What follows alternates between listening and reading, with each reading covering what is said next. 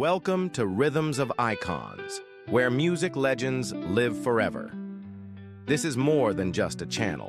It's a journey through time, through rhythm, and through the stories that shape the music we know and love today. Here, we dive deep into the lives of the world's most influential artists. Those whose voices, passion, and creativity helped define generations.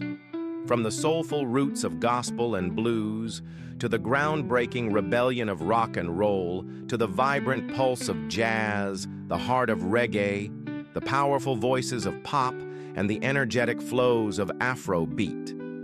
We bring you the real stories behind the icons. What made them rise? What did they overcome? What cultural waves did they ride or create? What was the world like when their voices first hit the airwaves? And how did their legacies shape the music of today? Each episode is carefully crafted with rich storytelling, historical context, rare visuals, and a cinematic touch, designed not only to inform, but to inspire. Whether you're a lifelong fan, a curious listener, or someone discovering these legends for the first time, Rhythms of Icons is your front row seat to history. We honor the artists, we explore their roots. We preserve their rhythms so they can live forever. Subscribe, tune in, and let the music tell the story. Because here, legends don't fade. They echo, they move, they live on. Welcome to Rhythms of Icons. Elvis Presley, the king of rock and roll. A name that echoes through generations, a legacy that continues to shine brighter than ever. Born on January 8, 1935, in the small town of Tupelo, Mississippi, Elvis rose from humble beginnings to become a global icon. A trailblazer who forever changed the music industry and the world as we know it. With his mesmerizing voice and an electrifying stage presence, Elvis didn't just perform music, he embodied it. His unique blend of gospel, blues, and country created a sound that made the world move to his rhythm. He broke barriers in race, genre, and style, becoming a voice that brought together cultures and generations. From his first hit to his legendary performances, Elvis captivated millions. He wasn't just a singer, he was a revolutionary artist who changed the very essence of pop culture. He was the first true rock star, an unstoppable force who redefined what it meant to be a performer, setting the stage for every artist who followed. But Elvis's influence stretched far beyond music. He reshaped the way we see fame, fashion, and freedom. He became the embodiment of the American dream, and his impact is felt across generations of fans, artists, and dreamers. Elvis Presley, the king of rock and roll. His story is one of triumph, transformation, and timeless influence. This is where the legend begins.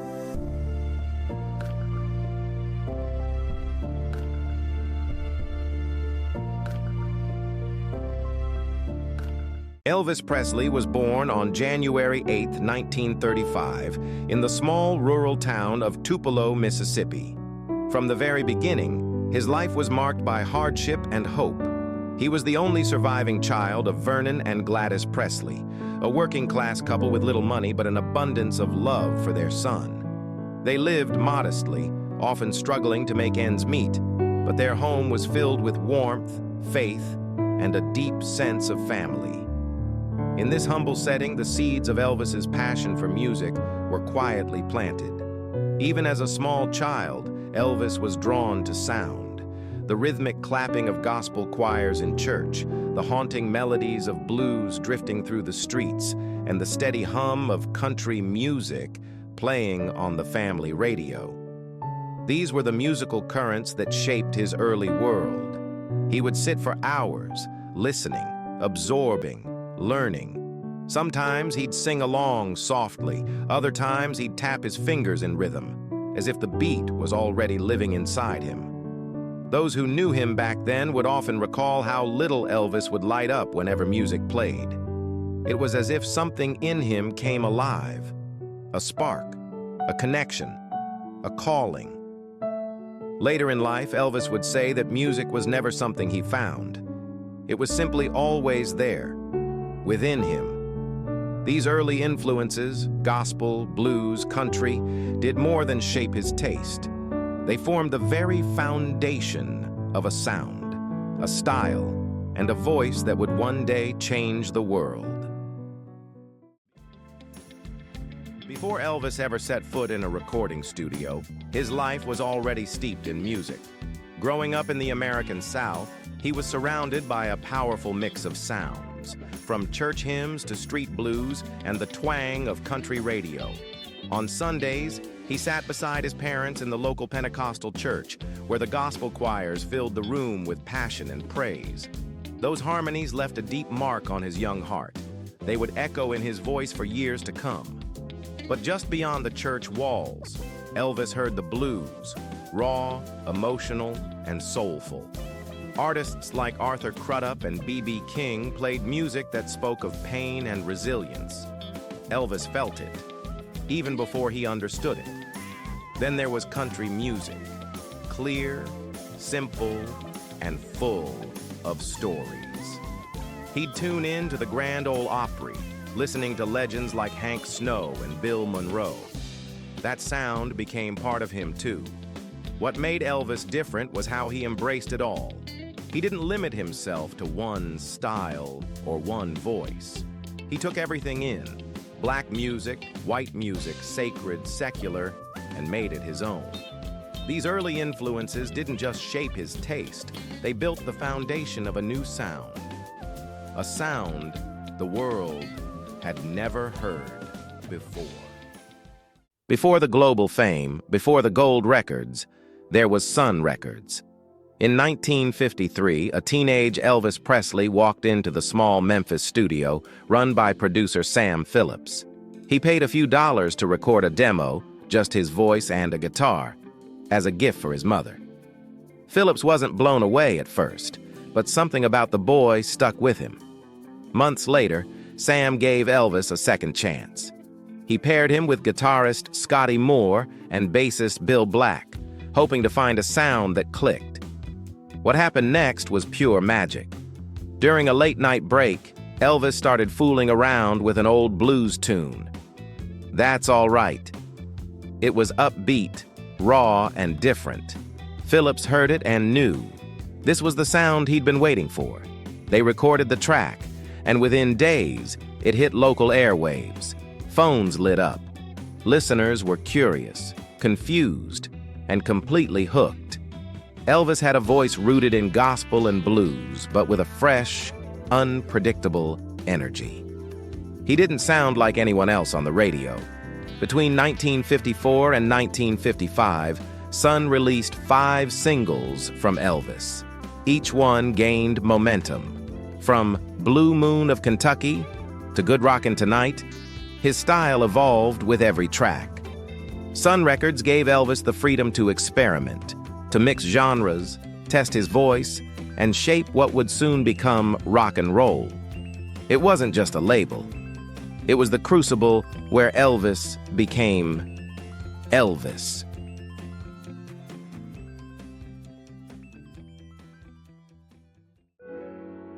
In 1954, everything changed.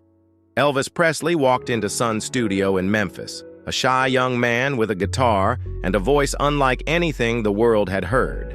He wasn't polished, he wasn't famous, but the moment he sang, something clicked.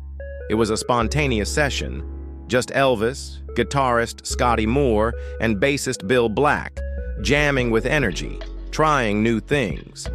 When they broke into a bluesy version of That's All Right, producer Sam Phillips knew they'd found something electric. That track hit local radio, and phones started ringing off the hook. Listeners didn't know what to make of him. A white artist with the soul of gospel, the swagger of blues, and the heartbeat of rock and roll. But they knew they wanted more. By 1956, Elvis had signed with RCA Records.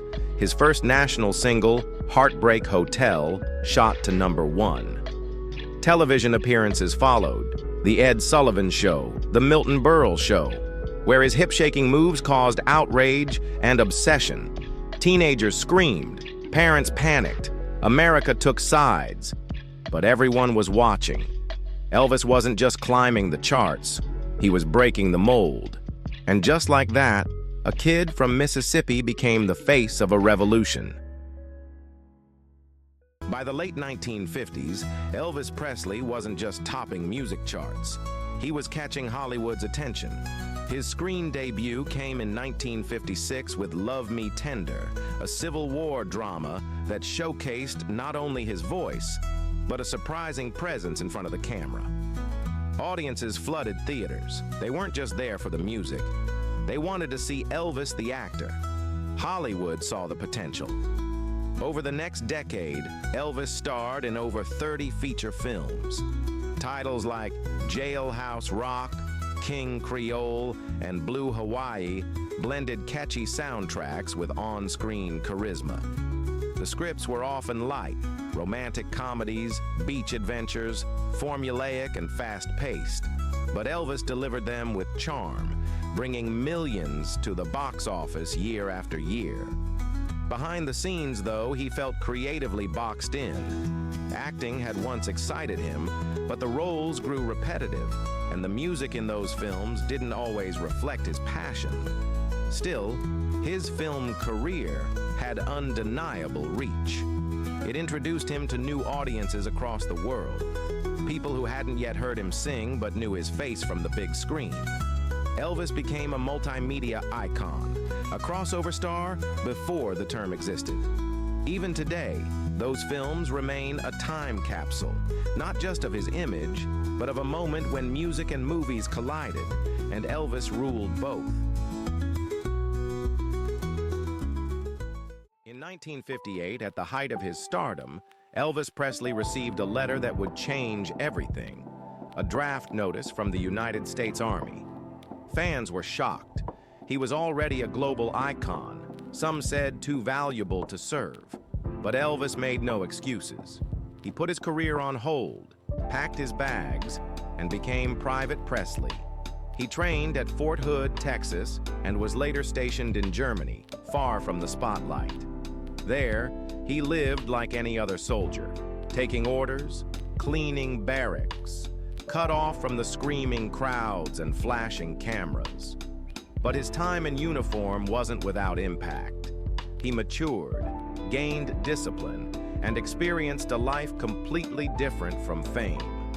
Tragically, during his service, his beloved mother Gladys passed away, a loss that haunted him for years. When Elvis returned to the U.S. in 1960, many wondered, would the world still care? The answer came quickly. He re-entered the music scene with "It's Now or Never," a new sound, a deeper voice, and an image that was more polished, more adult. The boy who left in a uniform came back a man, not just a teen idol, but a true entertainer with staying power. His military service didn't dim his star. It proved it could survive and shine even brighter. By the late 1960s, Elvis Presley's crown was slipping. Years of formulaic movies and soundtrack albums had dimmed his fire. The world had changed, music had changed, and many wondered if Elvis still had a place in it. Then came the '68 comeback special. Dressed in black leather, surrounded by a small live audience, Elvis stepped back into the spotlight, raw, real, and ready. It wasn't a movie set. There were no scripted lines. Just Elvis, a mic, a guitar, and the hunger to reclaim his voice. He laughed, joked, and poured everything into his performance.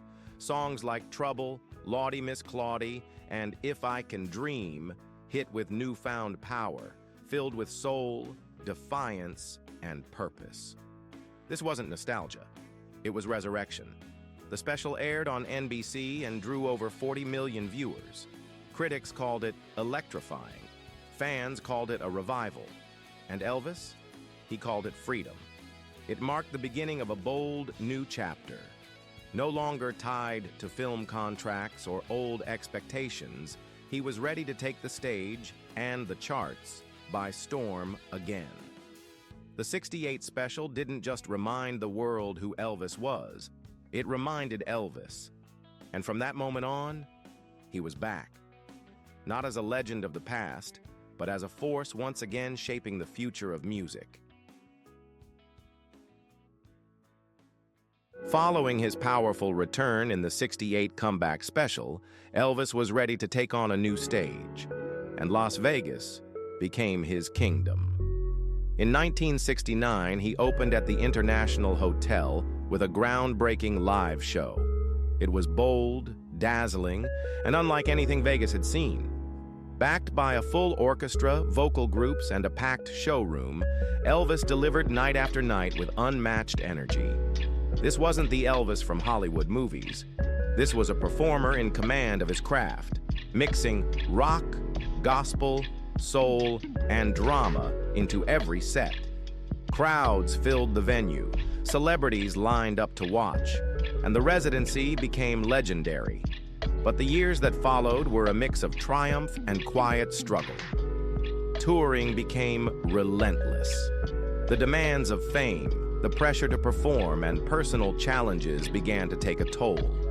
Behind the rhinestone jumpsuits and standing ovations, Elvis was battling fatigue, isolation, and a growing dependence on prescription medications. Still, he kept performing, pouring heart into songs like Unchained Melody and American Trilogy, even as his health began to falter. His voice deepened with emotion, his presence, though weary, still captivated. Elvis gave his final concert in June 1977. 2 months later, the world mourned the loss of a cultural giant. But in those Las Vegas lights and final curtain calls, he left behind something unforgettable. A legacy of passion, resilience, and the soul of a performer who never stopped giving. Every year, in the month of August, fans from all over the world gather to honor the life, music, and enduring legacy of Elvis Presley, the king of rock and roll. This heartfelt tradition takes place in Memphis, Tennessee, with the world-famous Elvis Week, an event filled with concerts, tribute performances, film screenings, and fan gatherings. The highlight of the memorial is the candlelight vigil, held on the anniversary of Elvis's passing, August 16th. Thousands of fans walk in silent reflection up to his gravesite at Graceland, each holding a candle to pay their respects. The warm glow of the candles and the sound of Elvis's music create an atmosphere of love, unity, and remembrance. But the Elvis Presley Memorial is more than just a single day. It's a celebration of his influence on music, culture, and generations of fans. From his groundbreaking hits to his electrifying performances, Elvis continues to inspire new artists and music lovers worldwide. This timeless August tribute is not only about looking back at the man who changed music forever, but also about keeping his spirit alive for years to come. Whether you've been a lifelong fan or are discovering his magic for the first time, the Elvis Presley Memorial is a powerful reminder that legends never truly leave us. They live on in our hearts, our music, and our memories.